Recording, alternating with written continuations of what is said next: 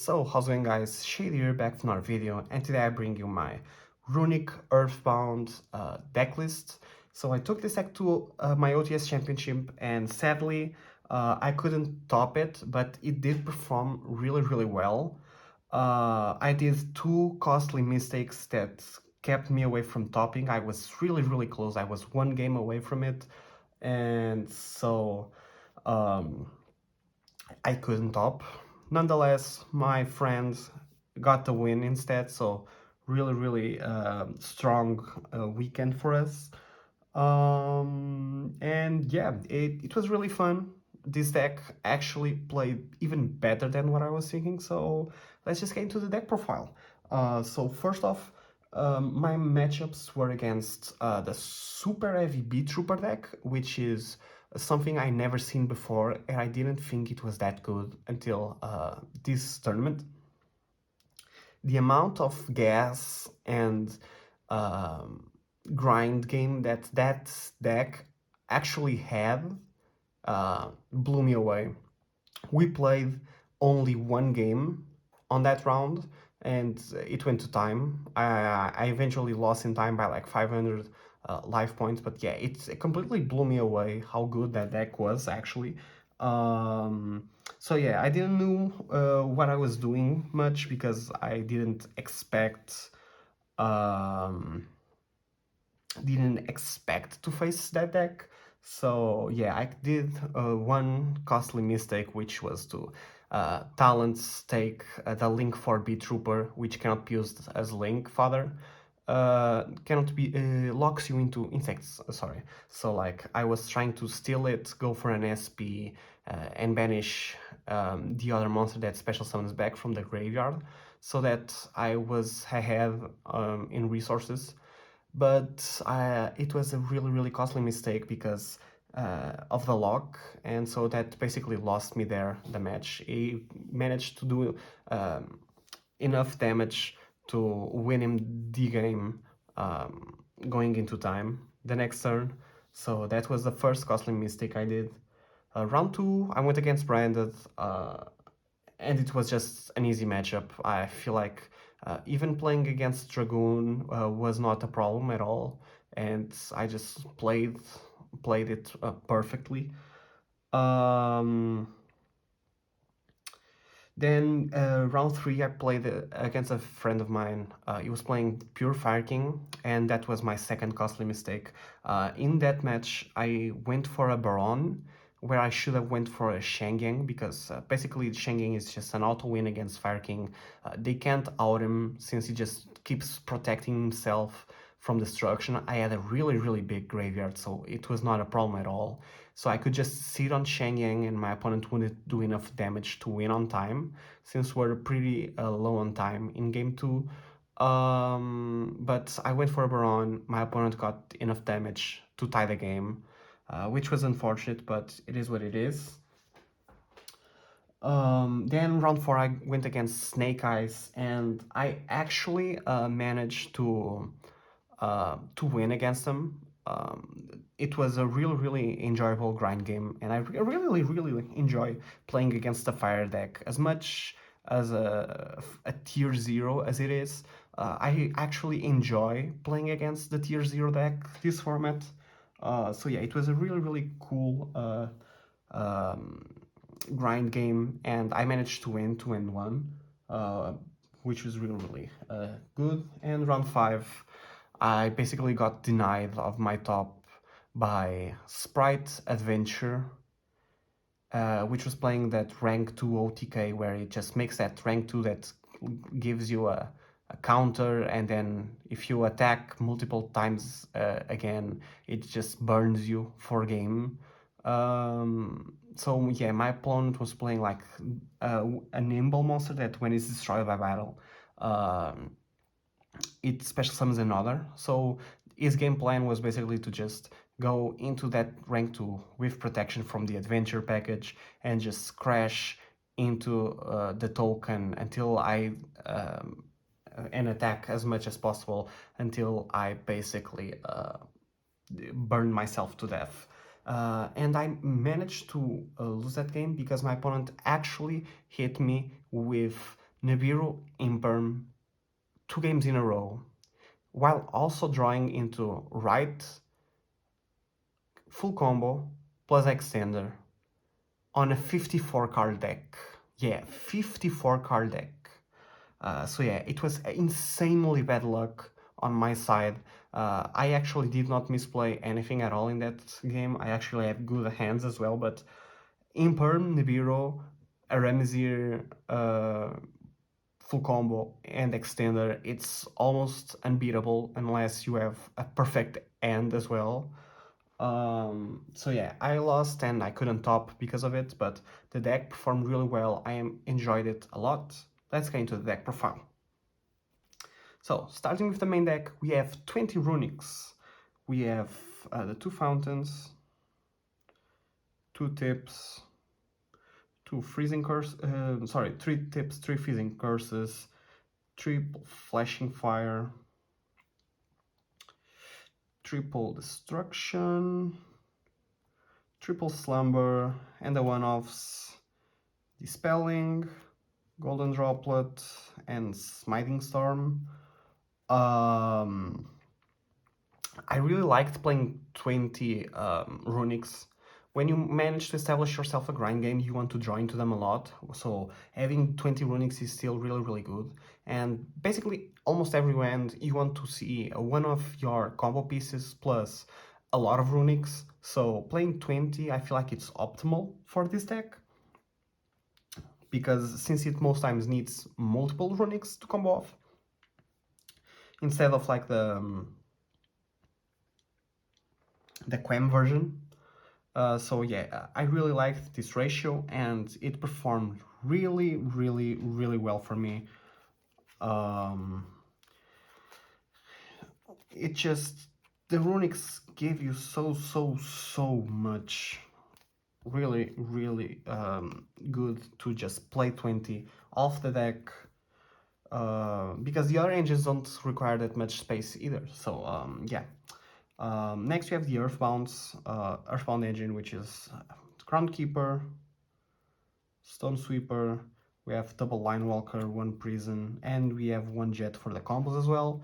I'm playing Axel instead of the Garden Rose Maiden. I just feel like it's better in this deck because of another decision that I made with my deck list that I'll show in a bit. I got the 3rd Line Walker because I was seeing too many normal summons in hand sometimes, and I did not want it at all. So I felt like this was the worst out of these, so I cut 1. The Groundkeeper can just special summon it from the grave, so you just really need to have like 2 at max. Drawing into him is still combo, but it uses another card in your hand.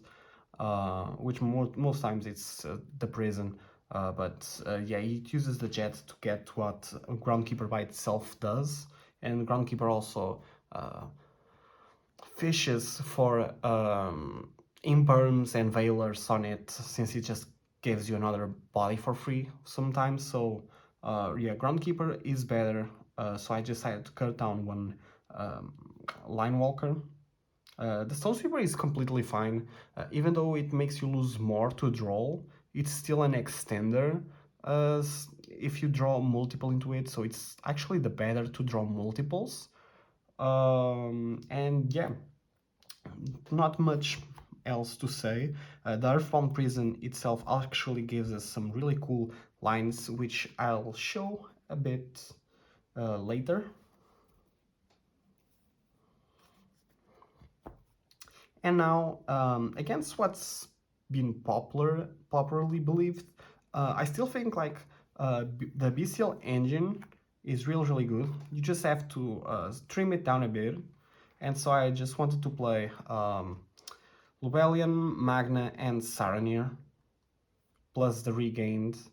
So this is just 5 cards, and basically the goal of this is just to establish a loop where you keep recycling back all of your extra deck monsters with regained, where every turn regain resummons Magna, and every turn Magna searches back the Saranir, so that you keep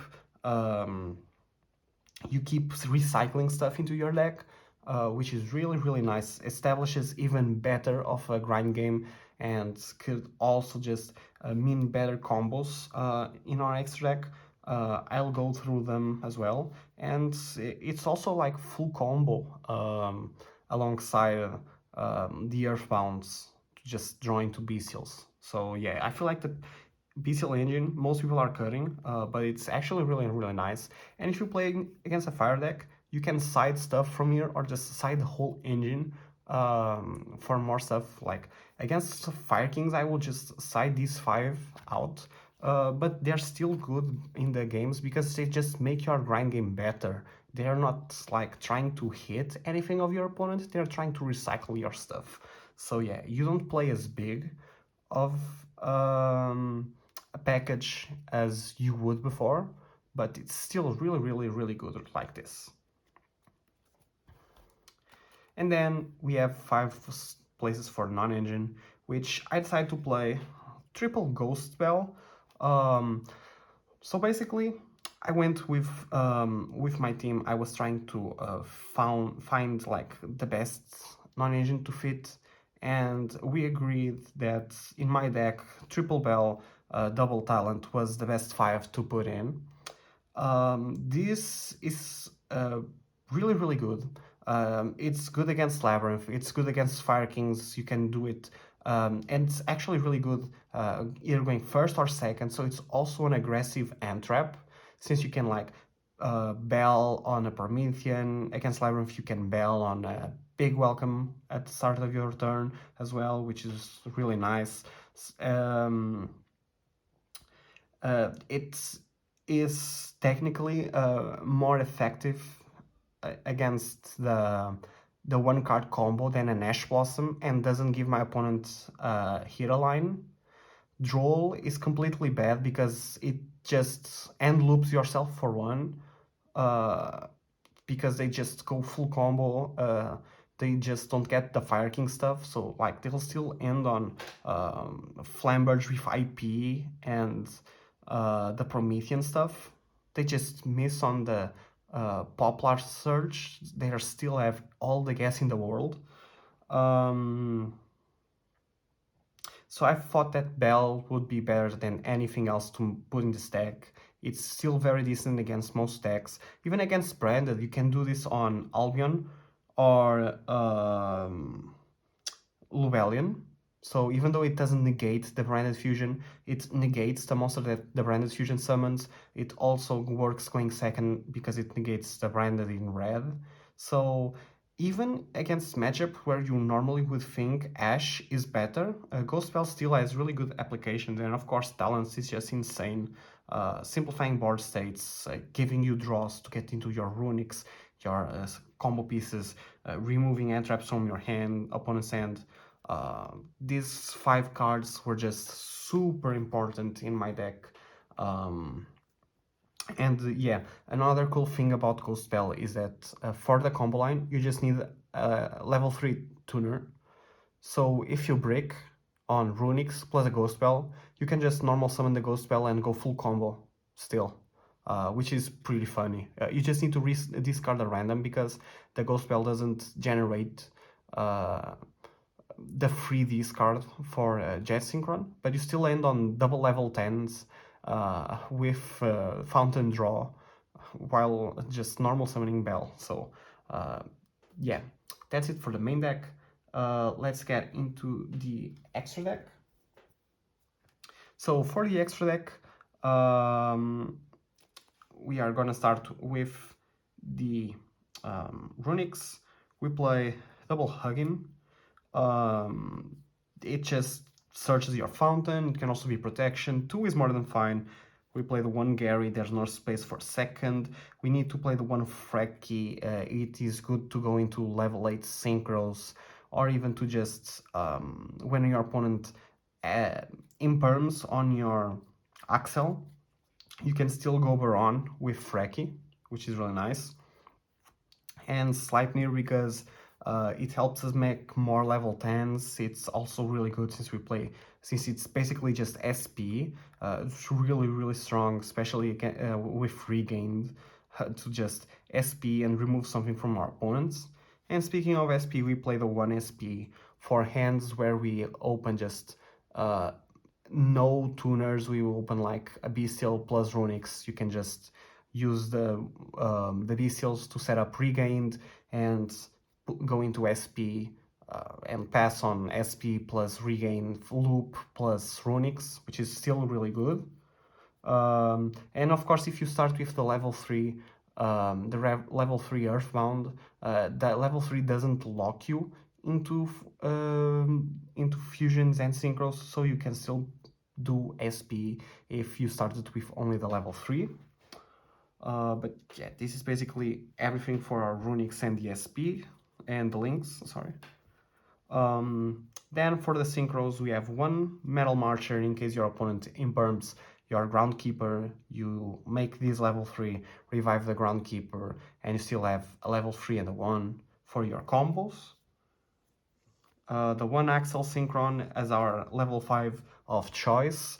The reason why it is more impactful is than Garden Rose Maiden is that it's a light or dark, and I think Garden Rose Maiden is not light or dark. So basically you can just recycle it as well with Regained, which is like the name of the game in this deck. You just want your extra deck as much as possible to be recyclable with your Bystials so that you can keep having a really strong grind game.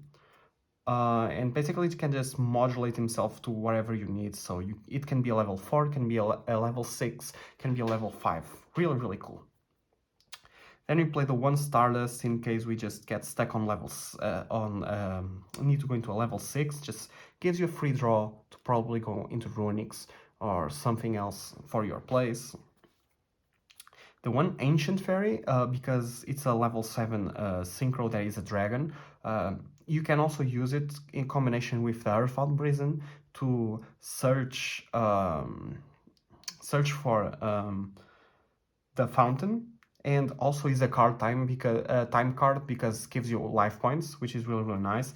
It's an extender, and as I said, it's a light or dark dragon, so you can use this with a level 3 tuner to go into this pattern, for example, which is really strong. Then of course another light or dark is Scarlight. We don't have a battle phase, so just having a monster that can destroy our opponent's monsters is really good. It also burns when it does so, so it is a time card, and it did win me a game.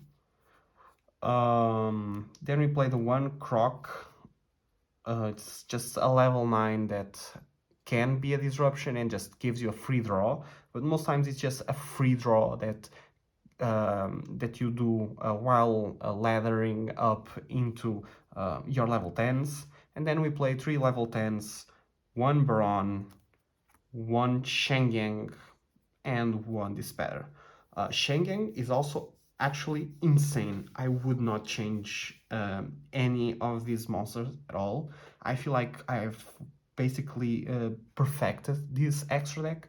I would never change anything here. Every card came up at all times. There is nothing else I feel like it's worth to fit in this deck. And yeah, it performed really well for my expectations. Let's get into the side deck really quick. So for the side deck, I'm playing triple Ash Blossoms for matchups that actually lose to it. Labyrinth, Branded, some stuff you can size those in. It's just not good enough to as our only end trap to be played in the main deck, which is why we side it. You know, it actually has some really strong points on being sided against some decks. So yeah, that's really good. Then we play double Ghost Ogre because it's actually really nice against the fire deck. Their one card combo line, they send the continuous to the grave, so you can just Ghost Ogre on the Fire King Island 90% of the time. If not, you can Ghost Ogre on Appaloosa if your opponent makes it without IP during their turn, so it can be just like used on chained to an Appaloosa to just remove the Appaloosa and negate the negate, which is really nice. Can also be used on IP whenever your opponent tries to link summon, which is really, really nice. So it has applications going first against Fire King, it has applications going second, and I just really think it is actually really nice. Then we have two Phantasme against Fire Kings. There are instances where you can like draw 3 cards and return 2. It fixes your hand, gets you to your power spells and traps, especially because I'm playing fewer end traps. I'm playing more cards that are also good going second, or end traps that you give later in the combo. So waiting for my opponent to link for me to Phantasme get those cards, it's not bad against like most decks where you want to stop the Ash or the Bonfire or anything and not draw it after they go into those. So in this deck, in this selection of non-engine, the Phantasme does make sense. So yeah, and it was really nice. It did came up once. I saw him in my hand once, and it did came up. It was actually nice. Then we go for one Jerusalem, just so that against matchups that actually don't like getting hit with Bystials, like Labyrinth, you can just take out one golden droplet or something and put this in alongside the Ashes and the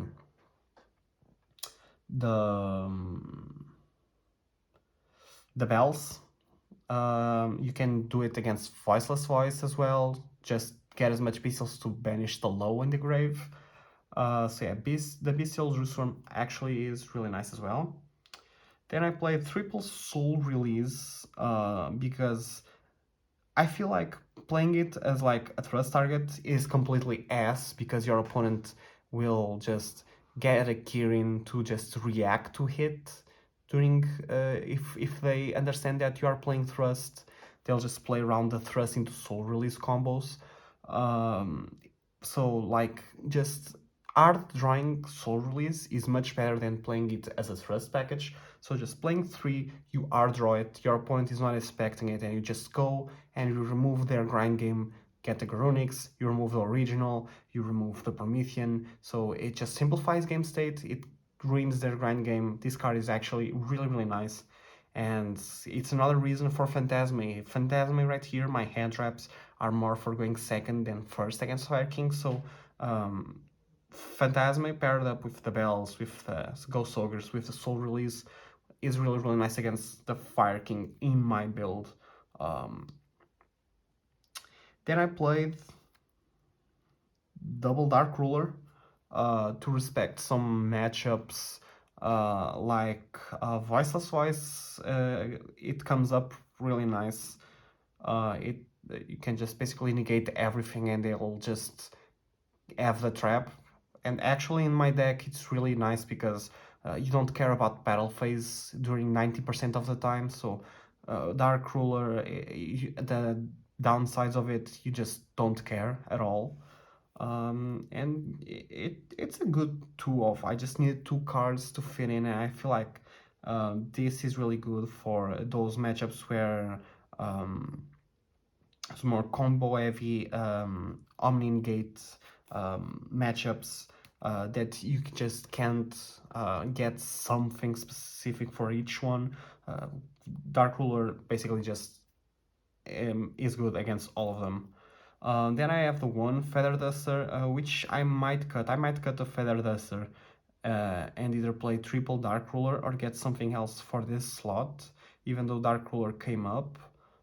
This is the only part of the deck where I'm kinda just thinking if it's worth it or not.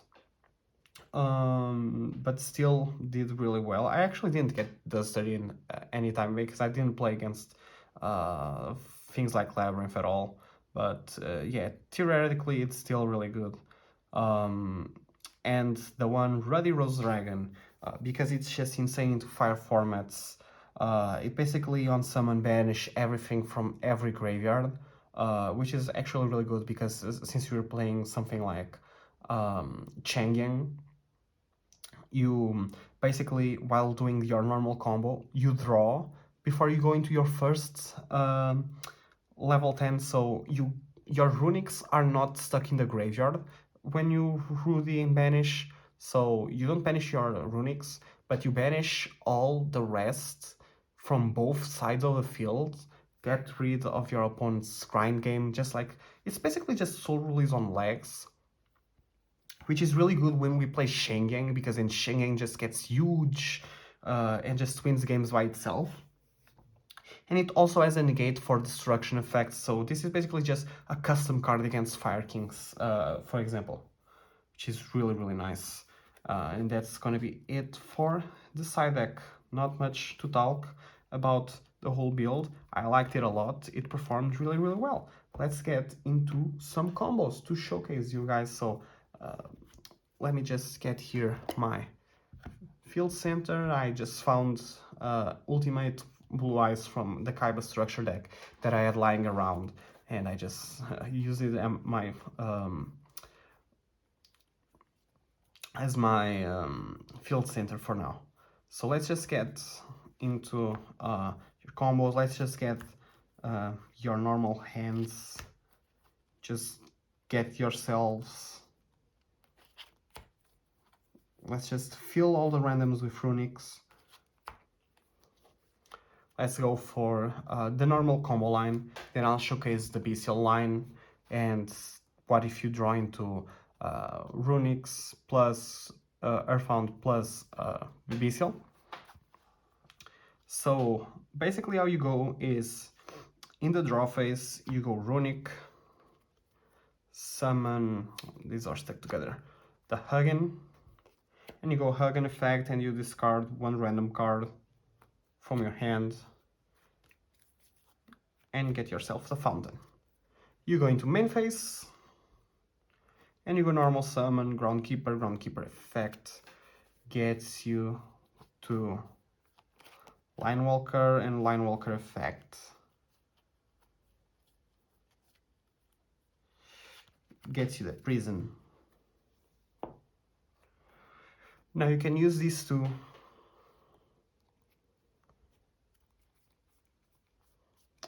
for the Axel, and you're going to use Axel to increase its level by 1 into a level 6 and mill the Jet.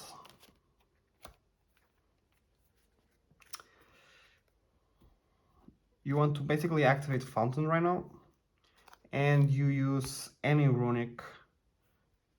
You basically need just 2 Runicks to do this combo, and you just go for Gary, and then you go Fountain and recycle all Runicks you have in your graveyard. If you discard a Runick for your cost, you can draw 3, otherwise you draw 2. So you just put them in and you draw 3 cards. So let's say that you draw into at least 1 Runick, just to guarantee that you have, but let's just put the randoms as Runicks in case, for just because. So you do 3. This is where your opponent can Nibiru you. It's the last chance he has. And you still have a lot of stuff. You still have Runicks in your hand that you most definitely drew into. You have the Jet, so you can at least end on a level 10 after Nibiru.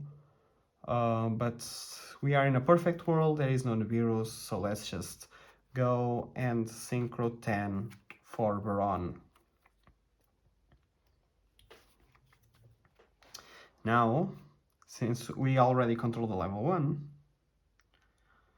we can activate any Runick and summon the Sleipnir. And we use the Sleipnir and the 1. And we can make Changyang. And we pass on probably 1 Earthbound Prison and anything from 2 to 3 extra cards. So we most definitely have Runicks or End Traps or Bystials that we could incorporate in our combo. In all of this, we play just too many Runicks not to see Runicks off of any draw, so you just end on 2 level 10s and some Runicks, most definitely. Chenking is really nice, it's non-targeting banish. And you have the Baron negate. You still have Jet for next turn. Which is the difference? The difference is if you start with the level 3, Baron is your 5th summon, but now for you to end on the same combo, you need to discard the Prison for Jet, which still means like that you just keep a lot of cards in hand because you search the Prison for free, so getting it for Jet is not that bad, but that way we still have like Jet for follow-up as well. So let's get now into another combo.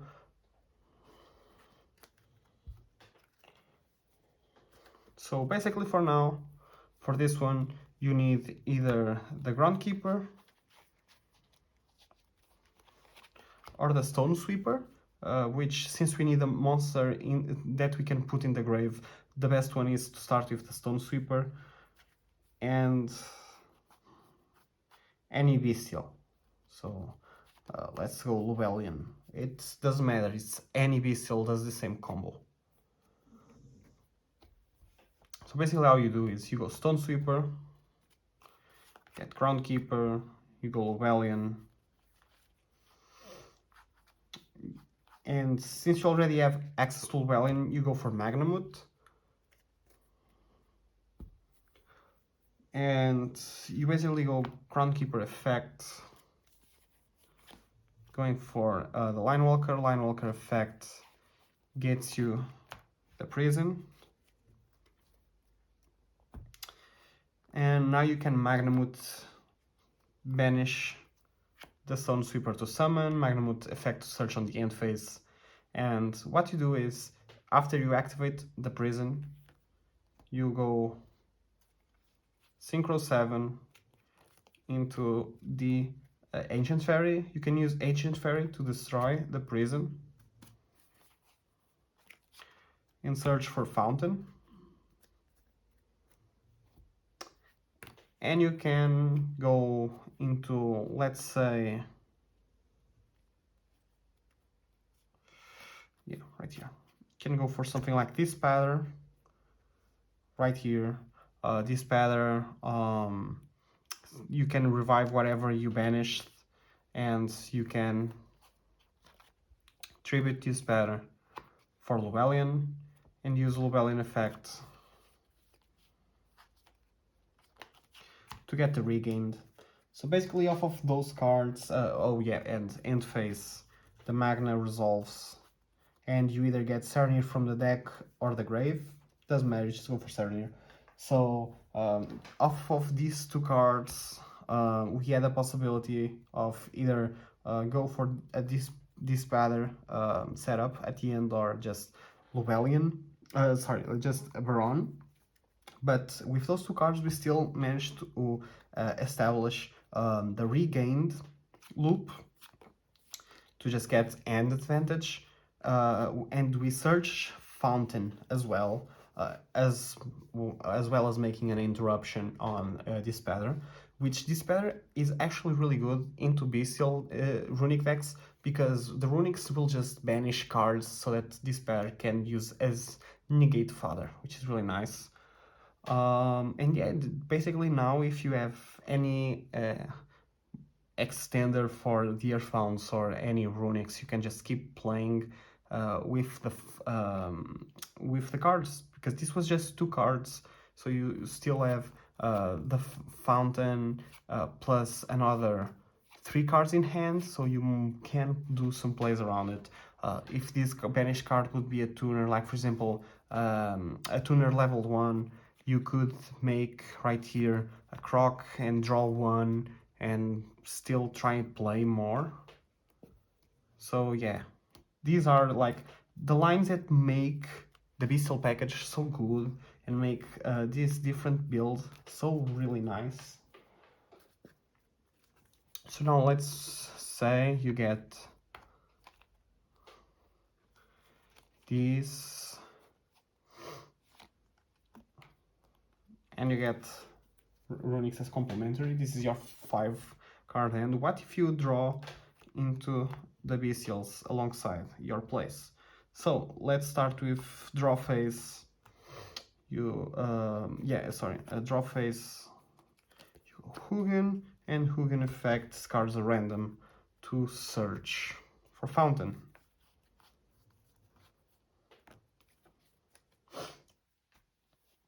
Now you go main phase, and you go normal effect, and it just gets your line walker effect, gets you the prison. We can use Llewellyn to search for the Magnamut, or if you have Sarnier, you already have it, doesn't matter. Because now you go Synchro into the Axel, right here, with those two. And actually really cool, we can use Axel Synchron effect, send a jet, and become a level 4. And the cool thing about it is that now you can go Magnamut effect, and you want to banish the level 3, and effect on summon, of course. And you can use these two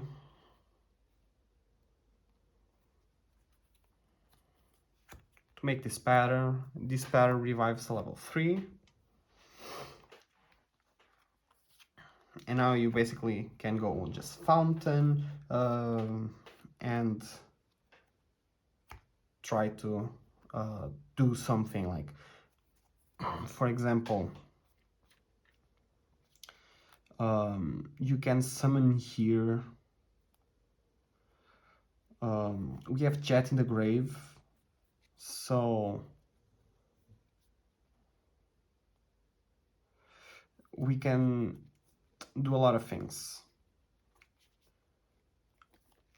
What I like to do is you can go into the Sleipnir, of course, and that will trigger the Fountain to draw. So you just draw into another 3 cards.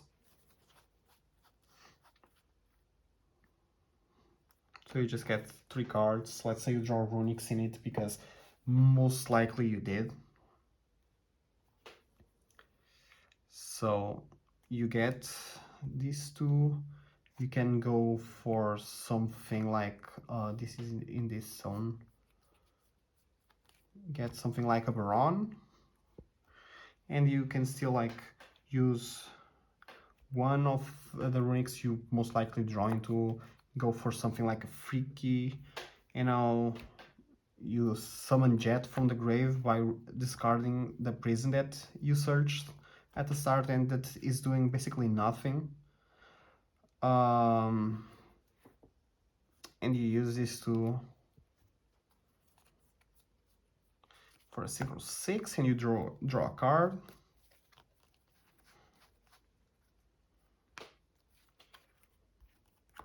And you go into a 9 and draw another card.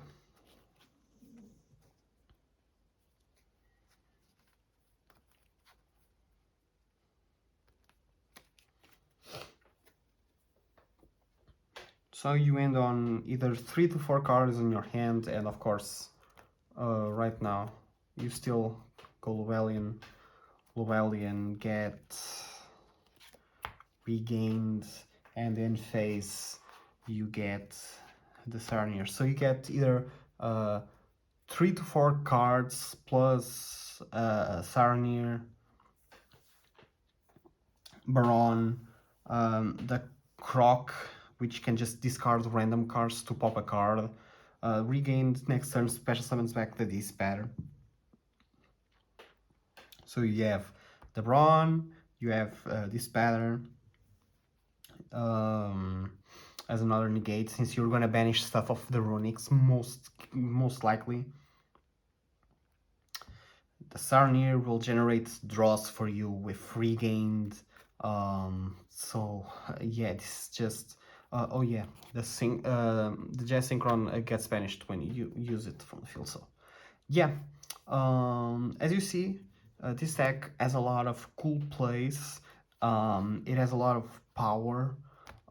It has a good grind game, which is something that the normal version without the Bystials lacks a little bit, since you just use so much of your extra deck, you know, use so much of your Runicks, you use so much, you use your level 5 engine, so like after 1-2 turns, normally you run out of all the stuff you can make, or 90% of the stuff you can make. But in this version, you can just draw into a Bystial and just keep recycling everything, and just establish a really strong grind game that way. And that is why I love this build a lot, actually, and it did perform really nicely. I just did 2 costly mistakes and it really cost me my OTS stop. But I have another OTS this week. I don't know if I'm gonna use the same deck or I'm gonna try something new, but I'll do my best to top. So yeah, we just go again this week, and this time I will not be on 5 hours of sleep and 3 coffees. But yeah, I hope you have enjoyed my video. Leave a like if you did. Comment if you have any questions or suggestions for me. Subscribe, never miss any of my future videos, and I'm gonna see you guys next time.